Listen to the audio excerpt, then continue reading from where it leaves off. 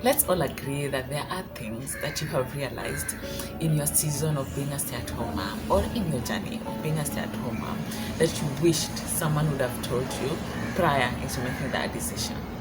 Not because these things would have made you change your mind on whether or not you want to be a stay-at-home mom, but they would have helped you to transition well into the season and to navigate your way around the journey with a lot of grace.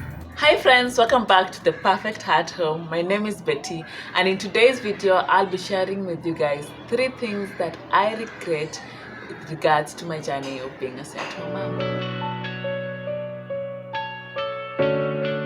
First start by saying that this is not a video on why you shouldn't be a stay-at-home mom. I always believe that the decision to be a stay-at-home mom relies solely on you and your family, and it's one decision that one needs to think through, and a lot of factors need to be considered before that decision is made. And with that said, let's get right into it. So a little backstory: when I made the decision to be a stay-at-home mom, I was at home. The contract that I had with the company that I was working with ended a month or I think 2 weeks to my delivery date.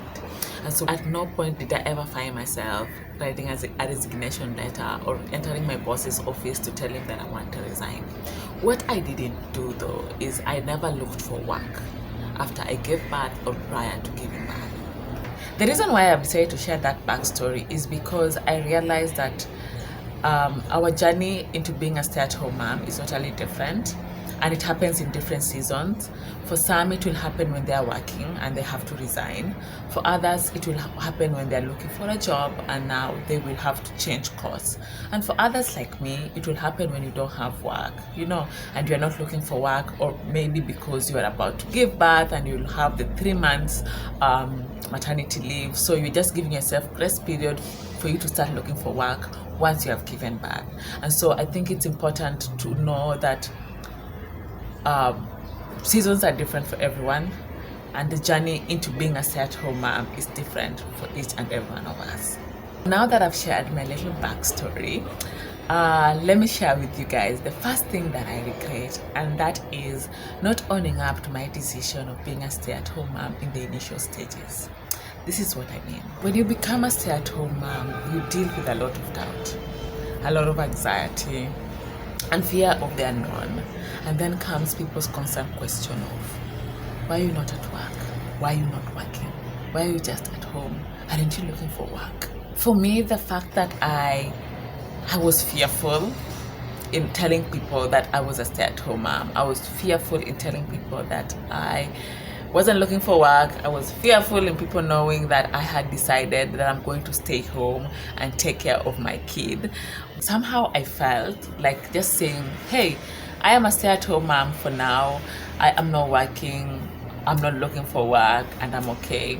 I felt like if I said that, then I was failing to meet up to the society expectations of a woman who has a career and who is a mother at the same time, who has some expenses and some needs to be met.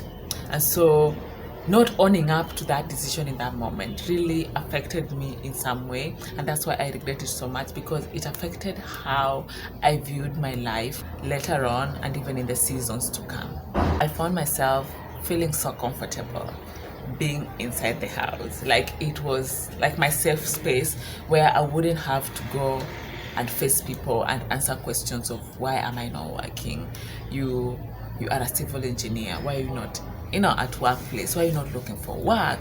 When you as a family, you and your family, you have needs, you have a child to take care of. So I wish I had the confidence to say, yeah, I am a stay-at-home mom and I am not looking for work right now, and we are okay as a family, and this season is here now, and it's here as long as the Lord leads us.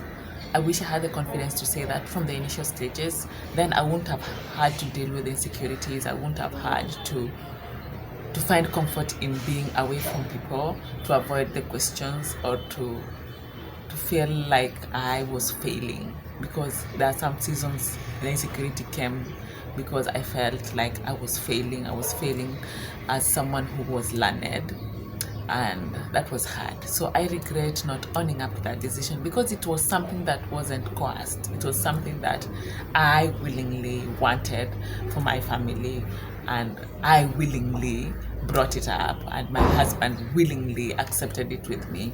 And so I wish I had the confidence in the initial stages to actually say that. Then I wouldn't have had to deal with the things that I dealt with along the seasons that came after that. Second thing that I regret is telling myself that my life will begin once my kids start school.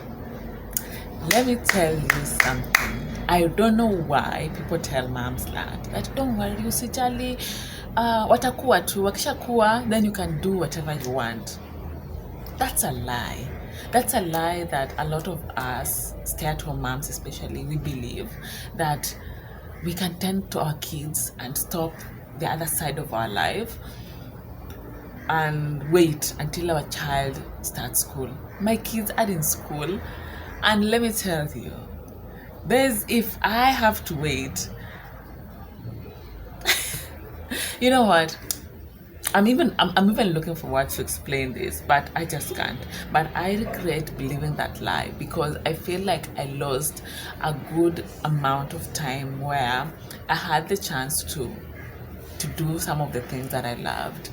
I had the chance to try out new things, try out new ventures, but in my mind I thought that I had to wait until my child starts school. And here I am. I'm having another child who is turning 2 next month. So do I have to wait for her to start school also for me to start living my life? It doesn't make sense, right? So for me, I regret believing in that lie, because it blocked me from moving from just this comfort place of I am waiting, and I feel like a lot of stay-at-home moms believe that, and it's not okay. Being a stay-at-home mom comes with its own limitations, but I believe over time, as you navigate your way, you guys are able, as a family, you are able to find your way around those limitations and work things out. And there are so many things that you can actually do and accomplish while at home. There are so many ideas that you can actually venture into and be successful. And so for me, I regret believing that. I will regret wasting, like, I think it was around 4 or 5 years of my life thinking that I just needed to stay still and wait for my firstborn to start school, and then came secondborn to start school, and now I have my thirdborn, whom I have to also wait for another 2 years to start school. And you realize it's not going to happen. It's not going to happen. That side of your life as a woman doesn't stop. I believe that motherhood doesn't stop you from being who you are supposed to be. God has the power to bring all those seasons for them to work together to be able to accomplish the plans that and purposes that He has for you. And so if you are there and you're believing that lie, that you'll have to wait until your kids start school for you to start living your life, wake up, sis. Please start living your life right now. Do the things that you can do with the time that you have. Ask God for creativity, ask God for ideas, and start working on them, because it is possible for you to be a stay-at-home mom with kids at home and do things that you love. You may not be able to do all the things that you love, but you are able to do some of the things that you love. Before I share my third regret, I'd love to know where you are in your season of being a stay-at-home mom. What are you currently dealing with? What are some of the things that you wish you knew prior? What are some of the things that you have woken up and you feel like you want to accomplish them in the year of 2023? Please leave me a comment. I would love to read them and be encouraged with you. The third thing that I regret not doing is talking about my feelings. I regret not opening up my world to someone, or even to my husband. I was in that space where I felt that I was just at home, just at home, you know. And so I had no right to complain that I had a hard day. I had no right to say that today I was struggling emotionally or the kid was overwhelming me, because I was just at home. I wasn't working. And so that decision of just sucking it all in and keeping it all in really affected me, because to these days, depression and not talking, they actually have a good relationship. And I felt that that is what I was experiencing. And so there are seasons in my life that I wish I could actually erase, where I really struggled, where I had mental health issues, and I silently sucked it all in. And all that was covered by the wall of talk. And so for me, I regret not talking about my feelings. I regret not finding a safe space where I can actually breathe it out loud. And sometimes it's not with your partner, sometimes it's with another woman who has been a stay-at-home mom, who have gone through that journey, because they are able to get you 100%. Your husband will hear you, but they may not actually get you. But when you talk to someone who have gone through that experience, then they are able to actually get you and understand you. So if you are in that season where you are sucking it all in, or where you are sucking it, if you're in that season where you are sucking it all in, my advice would be, please please stop. In the year of 2023, step out and talk it out with someone. Take breathers, just take breathers. This is not slavery. I think I'll shout that. This is not slavery. This is a journey. This is a beautiful journey that the Lord wants us to love and embrace and enjoy. And it doesn't come with depression.